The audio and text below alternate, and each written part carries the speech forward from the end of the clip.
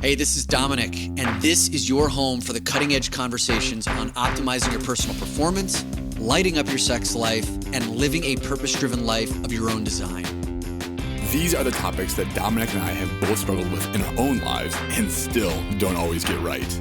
This is Brian. Welcome to the Great Man Podcast. Fellas, I've got an exciting announcement to make about the upcoming Masterclass on Designing the Next Year of Your Life 2022 edition that I've been teasing for the last 4 weeks. That registration link is finally live. You can officially register for it, and the link is at the top of the show notes. So you can press pause on this right now and register for it. If you haven't heard about it, on Wednesday, November 17th from 7 to 8:30 p.m. Eastern Time, I'm going to be running a 90-minute masterclass on how to look forward to design the next year of your life.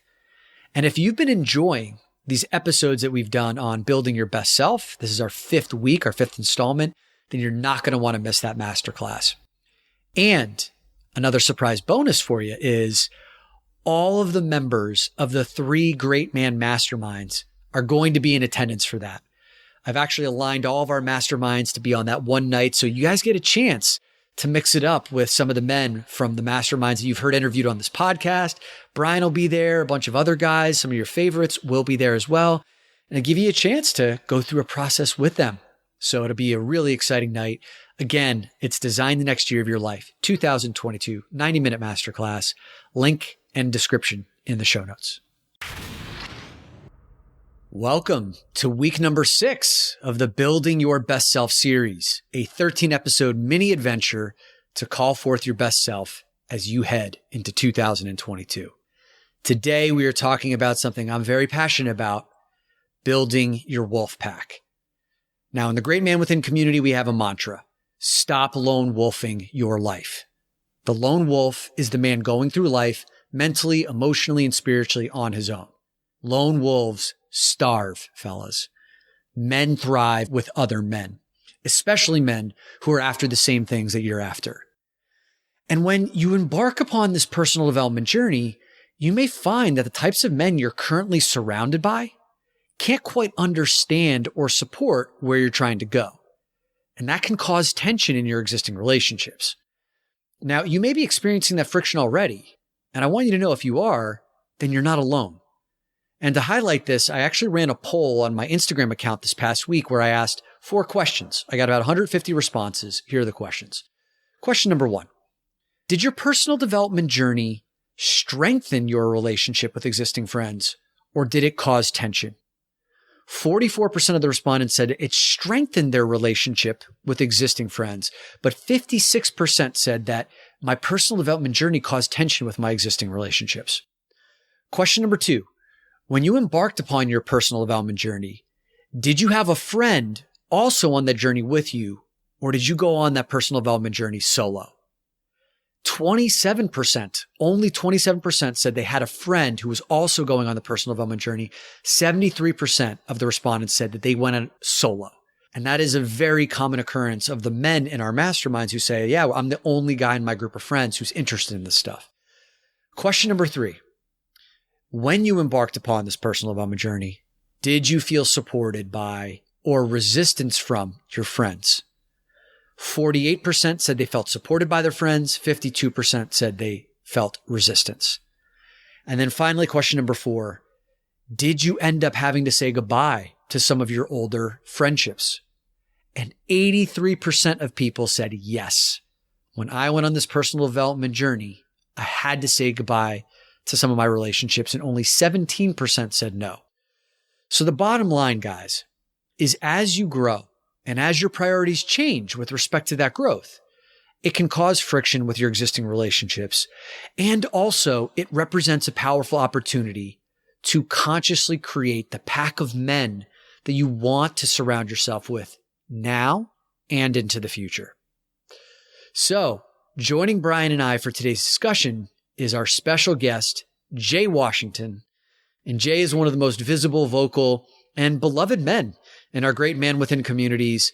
He's in not one, but 2 masterminds, and he appeared on episode number 210 of this podcast with the title, uncomfortable conversations with Black men.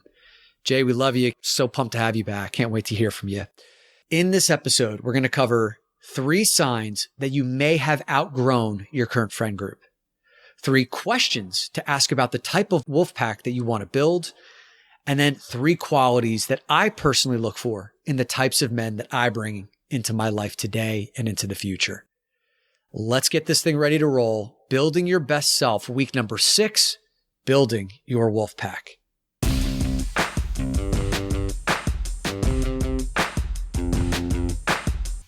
Big dog, Brian Stacy, back in New York City, checking in. How you doing, bud? I'm doing great. It is great to be here. It's a completely different energy than Philly. I always knew I loved New York.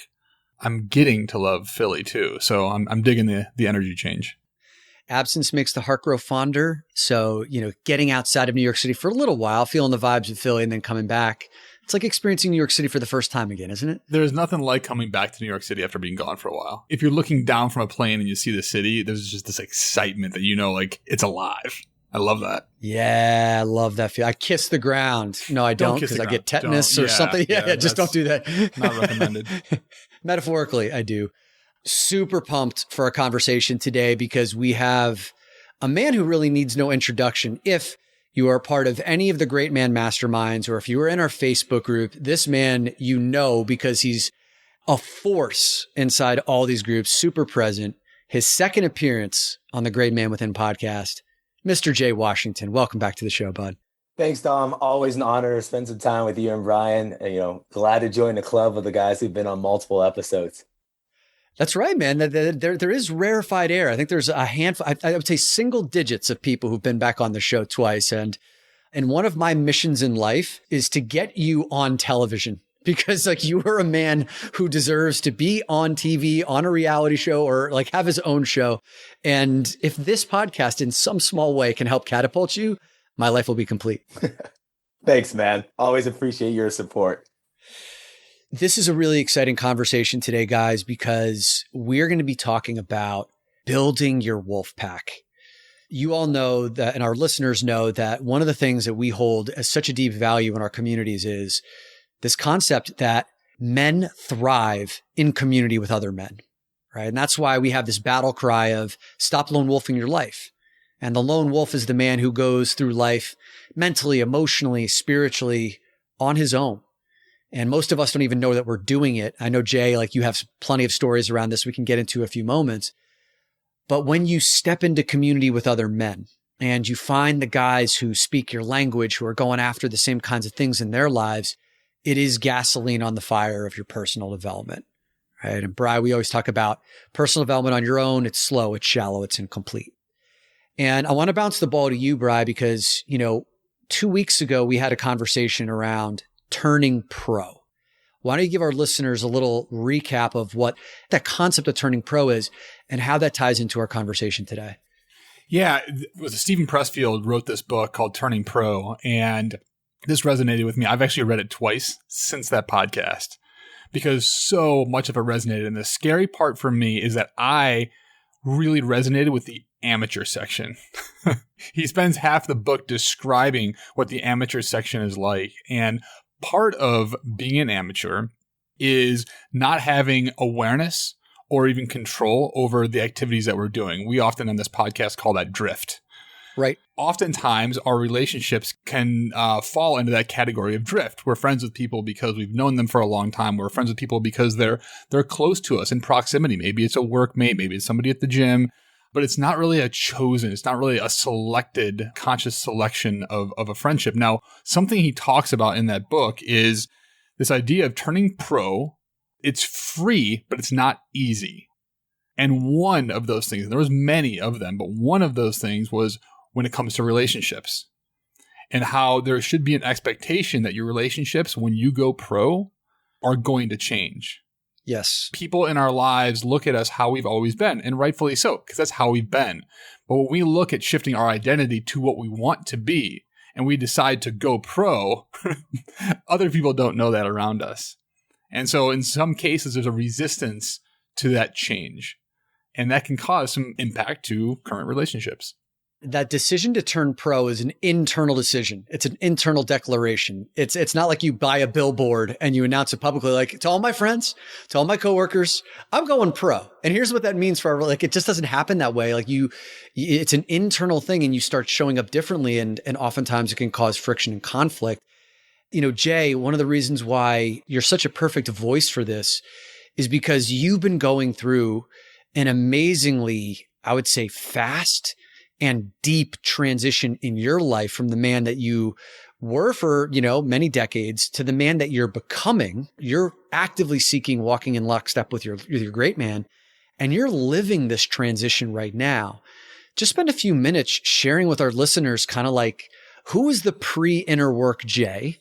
And then walk us through like what the past year and a half has looked like and the impact that may have had on some of your relationships in your life. Dom, gladly. I love sharing it with people because I think sometimes we just need to hear. I think many guys go through what I did. And I think sometimes we need to know we're not alone. I have many nicknames for myself. The one that I think is the darkest people didn't know about was the Lonely Socialite. The most social guy out there, was at everything, always on the scene. I would be surrounded by 1,000 of my closest strangers. I had some friends in the group, some people I really felt close to. But when I examined that closeness was held on by a thread. I spent many years lone wolfing and no one knew. The back of I believe it's my right calf, says trust no one. And if that doesn't scream lone wolf, I don't know what does. But you would never know it. I was always, again, on the scene and I had so many friends. And I would go home at night, whether I was physically alone or not. Typically, once I got out of a social scene, I felt like the loneliest person on earth. And I got really good at that. And I look back now, I wonder, you say, the man you were and the man you are. And I asked myself, were you really a man? Because you weren't in command of what made you happy. You weren't in command of your actions. You did the status quo because it's what seemed right for your age and time frame. And then fast forward to I used to say 360, but basically that puts you right back where you were. So I did a 180. That's good. Because I struggle with a middle ground. And some of it was by force, the situation, COVID, the loss of my sister and assumption of responsibility for my niece and nephew. But I think a lot of it was my inner self saying, I just need that one catalyst that forces me to start to step into the man that I want to be. And I haven't looked back. I've had what happened to you, you used to be this, and I don't disagree with them. Something did happen to me and I did used to be something. I have friends tell me, man, I miss you. And I want to tell them, no, you miss the idea of what you had of me because that guy is gone and I still love him. And Jay, 2 quick questions for you here. You mentioned that you were the guy that came back from the party and you were really lonely. Did that guy back then know that? Or do you know that now? Oh, absolutely. I knew it then, and I shoved that down because from the outside looking in, life was great, and I had no right to complain about that. It was the cost of being who I was. I look back on that now, and I've learned, no, that's not who I have to be. That's not acceptable. That's not who I want to be. If I'm surrounded by people and I feel lonely, I'm surrounded by the wrong people, and only I can control that. Your friend that mentioned that they miss you, the old version of you, what was it they were missing? I think it was the closeness that we once had. Our relationship has definitely gone through some strain over the past year. It's been very sad to see. I had some realizations, some things that have just been building up for a while. I will take ownership in that I have not verbalized that to him.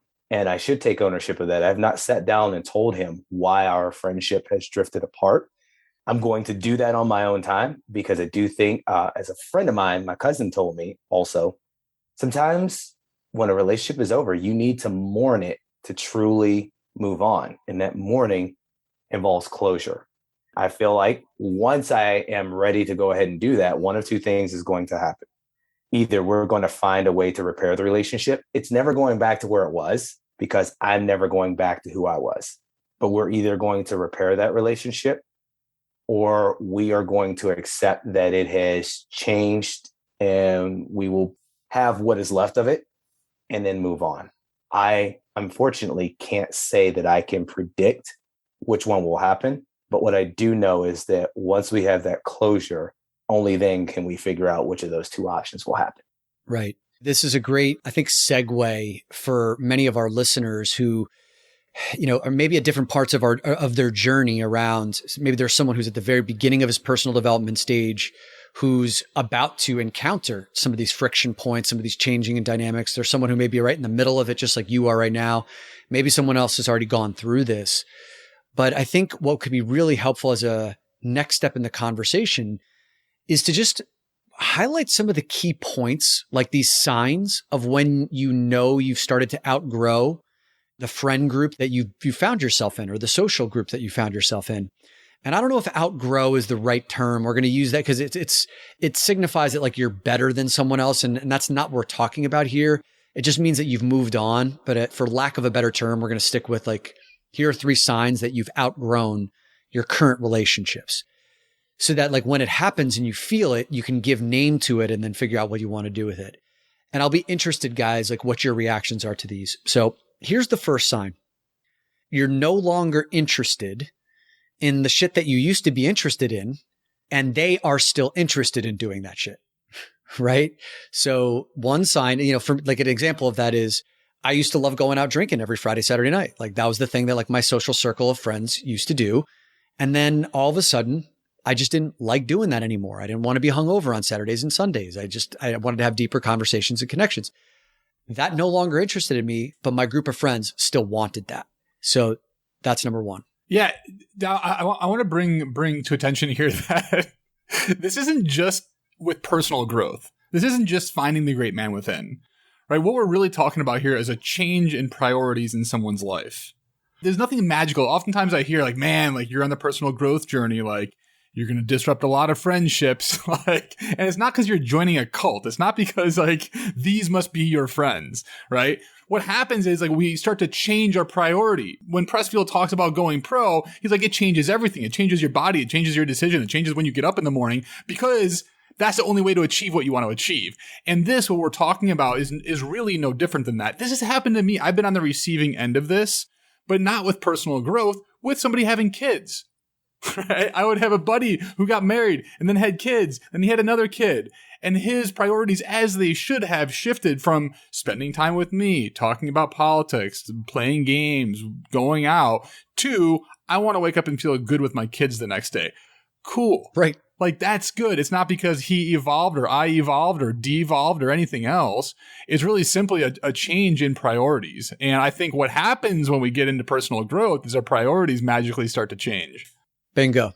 Brian, that is a great example, because some of the friends that I know that I was going to have to eventually leave behind, they would go into that next phase where they would have kids and such, and yet they still wanted to be the guy who, let's go out on Thursday. Let's see if we can do how many Jaeger bombs we can do. And I'm like, we get home at 2:30 and your son is getting up for another feeding and you're hungover. Your wife, who is already exhausted, is going to have to take care of that. Should I really be your priority? And that was kind of one of the catalysts to me saying, I've got to start moving away from this. Full disclosure, I moved to the Midwest because of me and my buddies. And I said, I've got to change the variable that I can. And if I stay in DC, this is going to be my life. I need to go somewhere where I'm solo. I can sit down and figure out, who does Jay really want to be? Who is your to infinity and beyond Jay? And I moved to Indianapolis. And that was the first chapter of my life where I actually accomplished everything I set out. And it all started from one night out with friends where I love what you guys are doing, but I feel like you are content to do this forever. I am not. I'm ready for whatever the next chapter brings. I've got to go seek that out. I love that you brought that up, Brian, because you're right. It's not personal growth. It's hopefully a path that we all go on, because we're not meant to be stuck in the same chapter forever. So the second sign that you've outgrown your Wolfpack is that they're not interested in the stuff that you are now interested in. And Brian, to tie this back to your point, if priorities change, If you now decided to prioritize being a father, if you started to prioritize, which hopefully you would, prioritize maybe your financial well-being or prioritize personal development, if they're not interested in these things, then oftentimes that causes friction, right? And the third sign that you're starting to move away from this group of friends, or that interests are just different, is that you're starting to feel that they don't understand an essential part of who you're becoming. And that's a big one, and we hear this a lot. So for example, we have one of the guys in our men's group, Bri, when he started to get big into personal development, it came on the heels of him having like a life-threatening illness that was just kind of like one of these really weird, undefined things that very few people have. So he started to radically modify the food he puts in his body, right? It became gluten-free and, had a lot of sensitivities around dairy, these kinds of things. And when he would go back to his family or his friends, they would ridicule him for that. They didn't really seem to understand that he was making these changes for his own livelihood. Many of us have had that similar experience of, I don't want to drink because that just doesn't fit my lifestyle now. Or instead of going to the party, I'm going to a men's retreat this weekend. And if they don't understand that and they're not willing to understand that, then that's oftentimes a sign that you're starting to outgrow that group. Nobody moves faster than you when it comes to the subject of you. And I know that sounds ridiculous, but every time that you take something in, you have a conversation, you read something, right? It's changing your mind ever so slightly. And so we move really fast on us. So it's important for us to have compassion for those in our life that aren't moving as fast as us about us, right? We can make an identity. We talked about this in the last podcast. We can make it an identity shift at a snap of a finger. It's a decision. And then there's some activities to come. So it's no wonder that some of the people that have seen our activities in our life aren't caught up to speed in who we are now. I know for me, I had a lot of issue. I took issue with the fact that my dad, who has seen me for a very long time, didn't know the new version of me and didn't know what to do with that. I also didn't really know how to teach him because I was going through this personal development journey for the first time. And so finally, like one time I was talking about emotions and feeling them and the intelligence of emotions. And he just said, "What happened to my son? What happened to the guy that liked baseball and basketball and would go out and have a good drink and this and that?" And he was confused. And he finally let that out through an outburst. And I actually felt bad because I was like, "Oh, we used to connect at a different level or on different topics, not even a different level, just different topics. And now that's not there. And he's probably wondering, how do I still connect with this guy?" Right. And so that moment has brought me to it doesn't mean I want to change my priorities or do something different. But if I am still interested in having a relationship, which I very much am with my dad, then I have to have some level of compassion and some level of teaching and understanding of, hey, here's me now. Yeah. And Jay, I want to come to you in a second about this because I know you have something very similar. And Brad, I think this is a great point, is that one of the things that can start to happen on this awakening journey is you start to recognize holy shit, I've been holding myself back from these things I've wanted to do or this guy I want to become. The next step is you start to look at your friends and that guy's been holding me back and I've been letting him treat me that way. And, this guy doesn't really care about me. And then we can very easily get mad at those people. And maybe some of that's justifiable, but we can also start to look down on them. And you're introducing a really important part of the conversation, which is to have compassion, because there was a time not too long ago when you were in the same vibration as them, right? That's why they were in your life for a period or for a long period of time, is because you were operating in a certain place.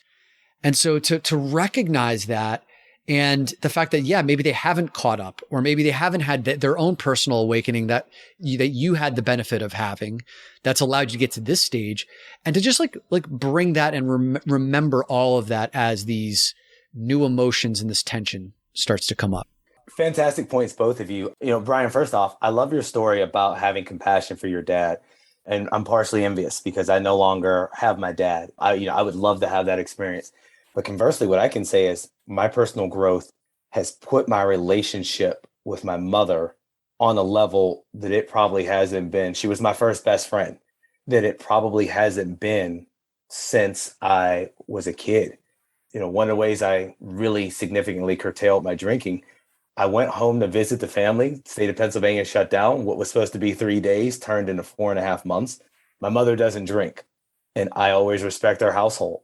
So I did not have a sip of alcohol that whole time. And it made me realize, I'm like, I don't really miss this. This was the glue that was holding me to being the lonely socialite. And so it got there. And then also, Dom, to your point, I mean, it's almost like the universe is teeing up both of your points. I went through that phase where I thought about the people I felt holding me back or ridiculing me and making me stay in that space. And I had to sit back and say, no one held a gun to your head. You allowed that to happen. But you also surrounded yourself with people who treated this way. And I did. I went through first anger them and then anger with myself. And then I ultimately arrived at a place of gratitude and thankfulness, because through all of that, I now know what I will not put up with in my relationships. There's not a day that goes by that I look at something that I've thought, said, or done since I've started really intentionally going on this path of becoming a better me. And I see them coming to fruition. And I'm like, this isn't just theory. You put it into practice, this works. You can be the person that you want. I thought today of that the definition of hell, the man that you became meant the man you could have become. And I'm like, I don't want that. And all that I've gone through just before getting to this path has put me into a place where I am now confident that that won't happen. And, Brian, you talked about your mind, your body and everything changing. I was talking to a buddy about my workouts today. And I said, I've been in shape for the last 20 plus years, but the last 4 or 5 months is the first period of my life where I won't say I'm satisfied, but I'm almost satisfied, because so many of my friends, even when I started working out, I would get ridiculed like that, and you let it get into your head. So I would also, ridicule myself and talk about, I miss the old guy who didn't care so much about his body and could just go out and have fun and not think about the effects of it and stuff like that. And getting all of that negative energy out and saying, okay, if you allow that negative energy in, it's going to tear down all your growth. What's more important, dwelling on that or moving forward? And I chose moving forward, and it's been a game changer for me. How did you do that? How did you go from hanging on to that to moving forward? I can't even put it into words, because I just really got tired of it. But I guess I would say, if I had to put the catalyst, and I've shared this in the group, I've shared this with many men, the last week of June this year was pivotal for me. I spent a week in bed, paralyzed by fear, anxiety. I lost 10 pounds in that 7 days. I didn't eat. I basically drank water. This is also when I started to realize that it was time to change some friendships, because I did not reach out to a single friend of mine. What brought me out of that is actually a gentleman in the group who I've known for 7 years. He messaged me and he goes, I don't know what's going on, but I'm getting weird vibes from your energy. And I told him, and he said, get up and go to your mailbox today. Tomorrow, maybe walk out the door and down your block. Take these baby steps to get out of there. And also, while you're doing that, figure out what has you in bed. And I looked around and I said, you know what? Is your life perfect? No, but it's pretty darn good. But you have a habit, because many people have told you what's wrong with you or where you could be better. You will dwell on that. And that's what's holding you back. I also looked in the mirror and said, those last 10 pounds look great. Let's hold on to this and move forward. And it also taught me at that point, because it's not my first time I've been through that, but it was one of the worst in years. And I thank the universe for it, because I actually thought that I had my anxiety completely beat. I've never been on medication for it. I've always just handled it myself. And that was a striking reality, that it's always lurking, but I have the power over it. And if I can find something good out of each episode, it'll help me emerge from them better, stronger, faster in each one. And I started to say, you know what? Love yourself. That's the first thing. You sit And I think it might have even been in the group, but I never realized, I never thought about it, that anxiety is worrying about the future. Depression is dwelling on the past, neither of which allows you to focus on the present. I say that to myself anytime I start to feel myself drifting towards depression or anxiety. And I know I don't want to go back there. And I realize to myself, you're worth celebrating every day. Remember that, and don't let anyone take that away from you. And I do. I thank everyone who has tried to take that away from me, because instead of being angry, I think back to how that made me feel and what I gained from it versus what I've gained from my new mantra of celebrate yourself, even when things aren't perfect. Jay, thanks for sharing that both recent and raw story. You know, one thing you said was you've handled it on your own.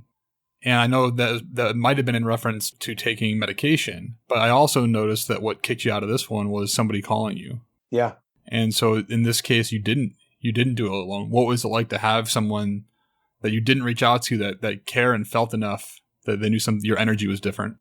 I'll 100% say that's what brought me out. I literally was concealing it from people I consider my closest of friends. And I had been in contact with them. I just told them I was under the weather. But I didn't feel, when I finally had the guts to say it, I actually verbalized to them. I said, because I was supposed to go to an event, and I was like, oh, I'm under the weather. And I finally told them, I said, I've spent the last 7 days in bed, and I didn't even feel that I could come to you all about this. And I just kind of left that there. And I never heard anything from that group of friends. And I said, you got your answer. This is time. I still love them, but I also know where our friendship lies. And that's okay. My grandmother, who was a wise woman, once told me, not everyone is meant to be in your life the whole time. And not every friendship will stay at the level it is during the lifetime of that friendship. Yeah, that's beautiful, Jay. And you know, I want to chime in here because you allowed our mastermind to become part of that journey with you, right? And the man that you're talking about who called you up, that you've known for 7 years, he's also in the mastermind too. And after you were able to stabilize and get yourself back to full force, you did come into our group and share the story about, you know, what was going on.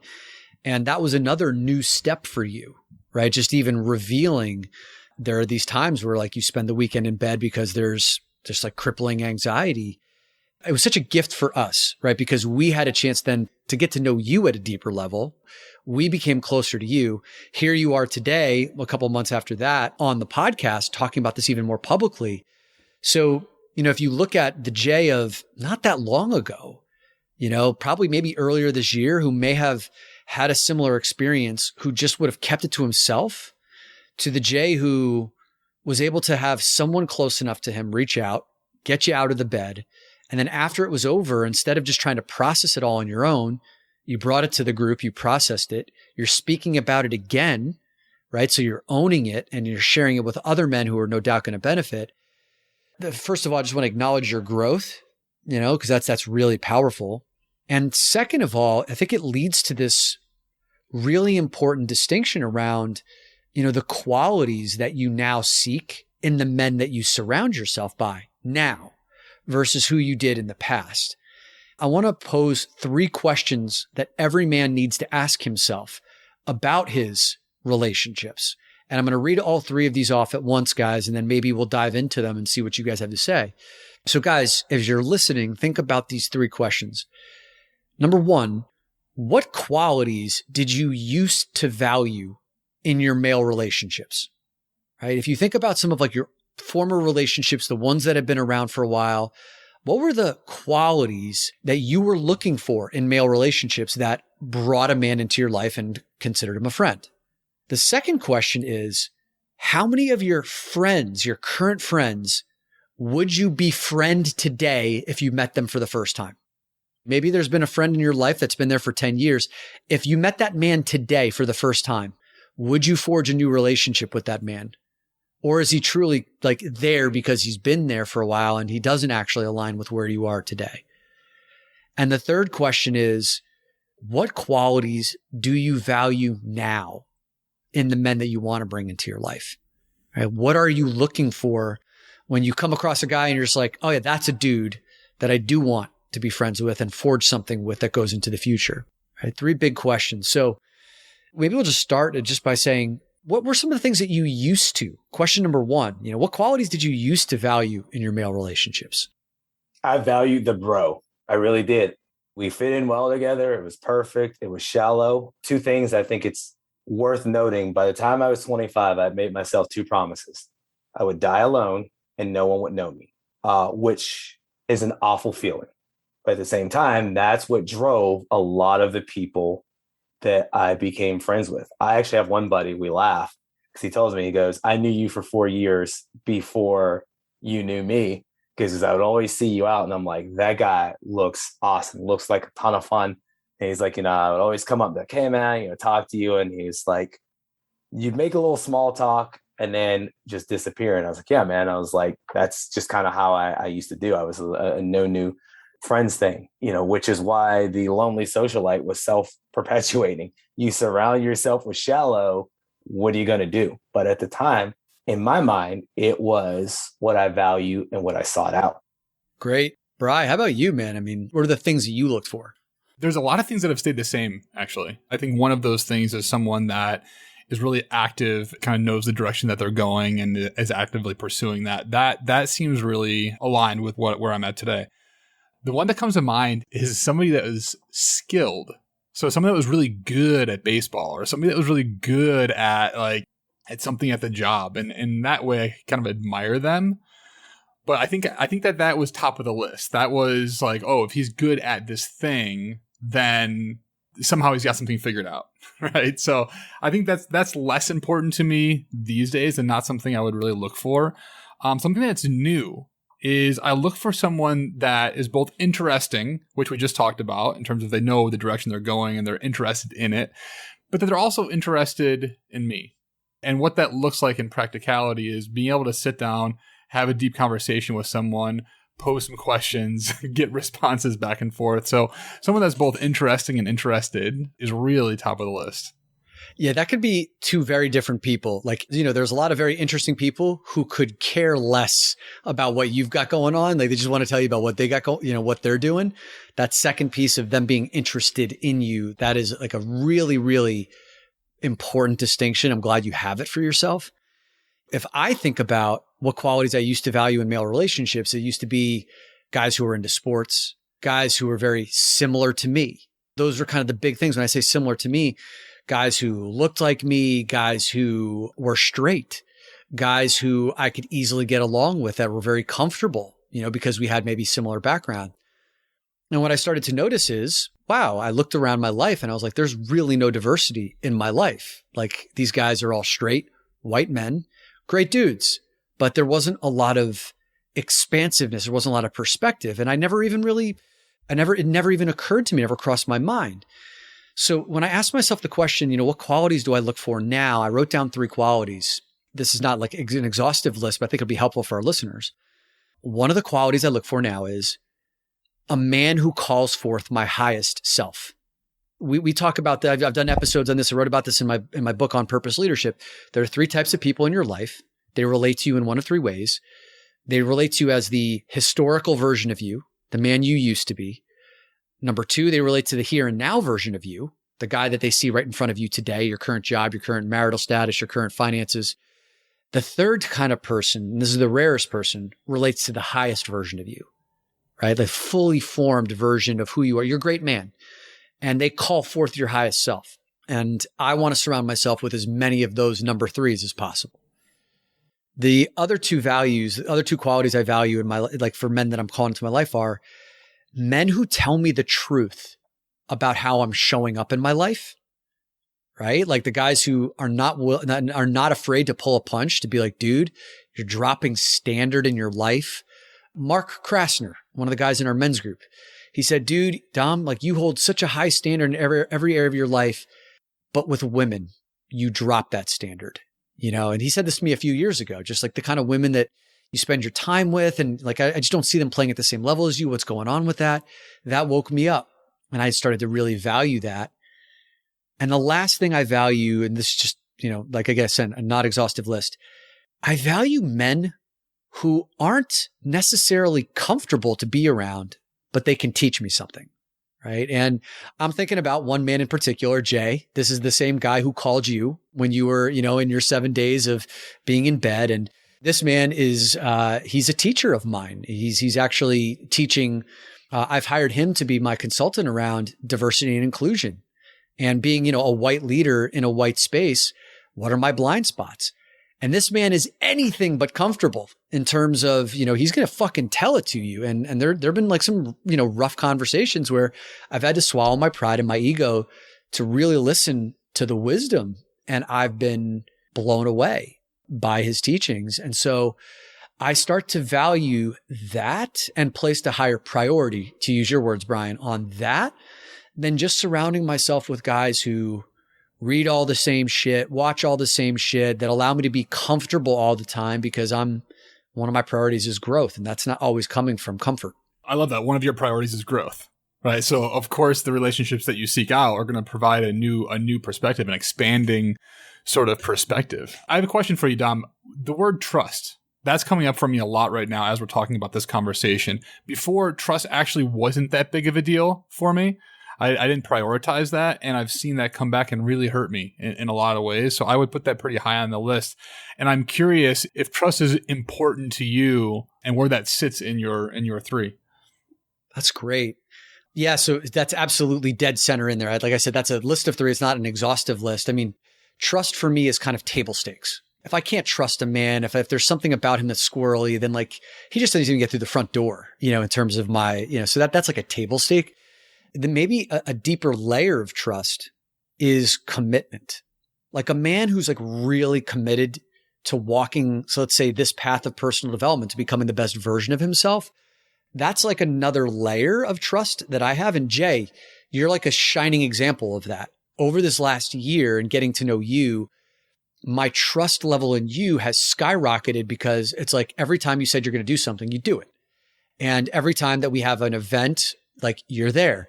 Every time there's a man in the Facebook group who's like showing up with a question, who needs support, you're there to support. Anytime there's like an opportunity to be vulnerable, you're the guy who steps up. When I call on you to say, dude, you want to do this podcast? You're like, I'm fucking there. And I've listened to all your podcasts, like I'm doing my homework. Like your commitment level to your own personal development and also the group is something that's really potent, and I can feel it. I love a guy who's just all fucking in. Cause that revs my engine. And every time you show up, Jay, the way that you do, like it fuels me. So that's probably another thing I would add to my list. Ryan, I'm glad that you brought that out, because trust is like, as I mentioned earlier, I literally have a tattoo that says, trust no one. And the funniest thing is when I got it on a whim on a New Year's Eve trip, and I was with my best friend at the time, who is a woman.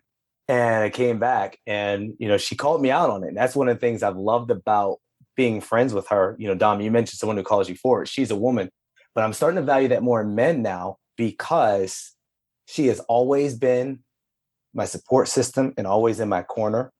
But when I need to be called out, she's right there. She saw that tattoo and she goes, I can't tell you how awesome it feels to be your best friend, to see a tattoo that says, trust no one. So just going to throw that out there. And it is something that I struggle with, because it's a heavy cross to bear going through life, not trusting people. And one of the clues that showed me, again, that just the value of this work, not that it needs any validation, but it does make me smile. I trust the men in the group who I've known for less than a year, really, with the exception of Dom and one other gentleman. I trust them with more of my depth than I do most of my male friends. I do have one male friend who he calls me out in the most loving and most beautiful way. And the thing that I love about our friendship is, Dom, you were talking about how you like guys most like you. He and I are very much alike. We almost look alike, built alike. He is gay. I am not. And it's hilarious when he calls me out, because the only time you can really see the sexuality is how sweet he is when he calls me out on my BS, but he does it. And our friendship makes me smile, because it's living proof that the difference of sexuality, in my mind, it's a preference. we get on so well, and I know he has my back. And he actually was one of the friends who told me that, maybe you should reevaluate the people you surround yourself with, because you seem to struggle with people who want to celebrate you and who want to put you first. That's not healthy. So maybe you're surrounding yourself with the wrong people if that's a struggle for you. Another life-changing moment of mine, and I'm working on trust, and it feels good. I feel lighter, and I feel like I can progress forward because I'm not constantly looking back to see who's trying to stab me. Guys, a lot of really great conversation today about helping men navigate this transition around, the group of friends or the social settings they found themselves in, to consciously creating the group of men they want to surround themselves by today and into the future. And so why don't we leave the men with this, with our listeners with this? What is one piece of advice that you would have for the man who is looking to build that wolf pack that he can call his own now and into the future? Never let anyone make you, and I say that in air quotes, feel ashamed of who and what you are and represent, because that is a person who clearly is not your wolf pack. We've talked about you won't be the same you forever. But if someone makes you feel bad or tries to make you feel bad about yourself, then you have to ask you, do they really love you? Are they really your people? Or do you just kind of fit their need, mold, narrative? And then once that's over, they'll toss you away like yesterday's garbage. Love that, Jay. Gosh, man, I feel like we could do an entire podcast on that question alone, Dominic, but I'm gonna narrow it down to one thing here. Something I've noticed on my journey is that what I give out, what I give permission to, I equally get back. And I'll give you an example. If we're in a conversation like this and I reflect back to Jay, hey, Jay, like, here's something that you did and here's how I felt about it. Jay is going to feel comfortable doing the same back to me. That provides a really intimate, a really trustworthy, a really deep sort of connection. And so if there's something that you are missing in your relationships, start to give that. Give that out to your current friends. Give it out to the new people that you meet. Just give it out and just see what happens, because it's a two-way street, but you can only see in one direction when you're doing it. So when you're giving, you're fully giving and you're just there and you're just present. And when you're receiving, it feels completely different. So it's the same equation, two different sides of the equation. But I think that's the best piece of advice I can give.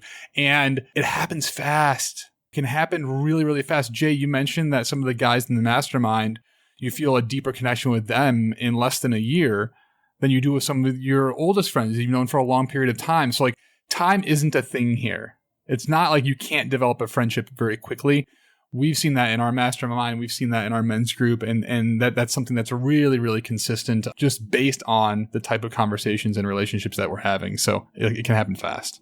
Great. That's awesome. And my final piece of guidance is, if you aspire to have relationships with depth, then be willing to go deep first. And what I mean by that is, a lot of the men who come into our masterminds or into our communities, they've been craving, hungry for deeper emotional relationships with men that go beyond the surface. And my question is always, have you tried to bring that? Have you been the first mover? I know from my own personal experience, when I started sharing with people about my sex addiction, as I was like just a few months into that process, when I first started opening up to the men in my life who were closest to me about that, as soon as I went first vulnerably, the very next thing that happened is there was something that guy was holding on to that he had told no one else that he then exchanged back to me more times than not. And so don't ever underestimate the power of going first. If you are aspiring to have relationships with depth, go deep first. Bri, great conversation today. Jay, amazing having you back. This is the second time we've had you on the show. It's certainly not the last, man. So thank you for all the laughs and thanks for the wisdom. Thanks, guys. I cannot tell you how much I love being here. I grow every time that I'm on the podcast and every time that I listen. So thank you guys for the grace of having me. Have you signed up yet for our masterclass on how to design the next year of your life, the 2022 edition? Because we are about 1 week away. Wednesday, November 17th from 7 to 8:30 p.m. New York City, Eastern Time. I'm going to be running a 90-minute masterclass on how to build the best year of your life, 2022. You're going to learn in this 90-minute masterclass why New Year's resolutions fail, what you need to do instead. I'm going to give you a 15-minute exercise to capture your standout moments from this past year, how to identify one next level area that you're going to be stepping into for 2022, and a plan to bring that one big thing into action for 2022. And since we just had a conversation about building your Wolfpack, you're going to have an opportunity to meet many of the men from our Great Man Within community, and also, special surprise, not so much a surprise anymore, but all of the men from the 3 masterminds, Mastermind 1.0, 2.0, and the Digital Mastermind will be in attendance for that masterclass. So you get to rub shoulders with the men who have been doing this work and get a chance to feel the energy in the community that we've created. In the show notes, I have the link at the very top for how to register to that masterclass. Again, build the next year of your life, 2022. Link is in the top of the show notes.